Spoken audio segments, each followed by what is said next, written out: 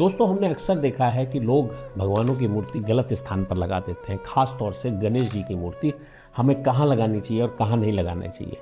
आज मैं आपको बताऊंगा वास्तु के हिसाब से आपको गणेश जी की मूर्ति किस जगह लगाने से लाभ हो सकता है और किस जगह लगाने से आपको उसके गलत परिणाम भी मिल सकते हैं, यानी नुकसान भी हो सकता है। गणेश जी की मूर्ति आपको हमेशा अपने मुख्य द्वार पर हमेशा इस तरह लगानी चाहिए जिस तरह गणेश जी अंदर की तरफ आते हुए प्रतीत हो, न कि बाहर की तरफ जाते हुए। आपको गणेश जी की मूर्ति अपने दरवाजे के दोनों तरफ लगानी है, यानी कि अंदर की तरफ आते हुए दोनों तरफ आपने लगानी है। अगर दीवार छोटी है तो आप एक मूर्ति भी लगा सकते हैं जो कि ठीक उसी तरह प्रतीत होनी चाहिए कि उनका मुख आपके घर के अंदर की तरफ हो। अब बात करते हैं स्थान की, किस स्थान पे लगना चाहिए। घर में अगर नॉर्थ ईस्ट या ईस्ट की दिशा में आपके घर का मुख्य द्वार है तो ये सबसे शुभ और सबसे अच्छी दिशाएं मानी गई हैं वास्तु के हिसाब से गणेश जी की मूर्ति के लिए।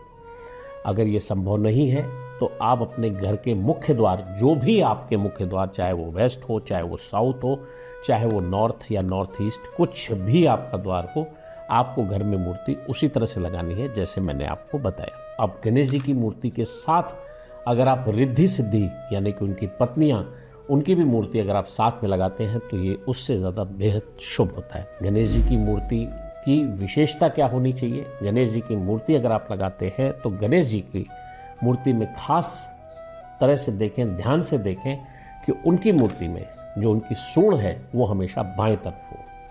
अगर दाएं तरफ वाली सूंड की मूर्ति लगाते हैं तो उनके कुछ विशेष नियम और पूजा के नियम होते हैं, इसलिए ज़्यादातर आपको गणेश जी की बाएं तरफ वाले सूंड की मूर्ति घर में लगानी चाहिए, जो कि शांति और समृद्धि का प्रतीक होती है। गणेश जी की मूर्ति अगर बैठी हुई हो तो बहुत अच्छा शुभता प्रदान करती है। क्या ना करें, अब नहीं करना चाहिए वो ये कि अगर गणेश जी की मूर्ति अगर आप मुख्य द्वार पर लगाते हैं और मुख्य द्वार के अंदर एंट्रेंस पे अगर आपका टॉयलेट पड़ता है या आपका बिस्तर या किसी तरीके का कोई बेड है तो वहाँ पर कभी ना लगाएं। या तो उन चीज़ों को वहाँ से ट्रांसफ़र करें, तब आप उस मूर्ति को लगा सकते हैं, वरना ना लगाएं। तो ये थे आज गणेश जी की मूर्ति को कहाँ लगाना चाहिए जिससे हमें लाभ हो सकता है और जिससे हमें नुकसान। तो देर किस बात की है, लगाएं अपने घर में गणेश जी की मूर्ति और फिर देखें कैसे बदलता है आपका भाग्य।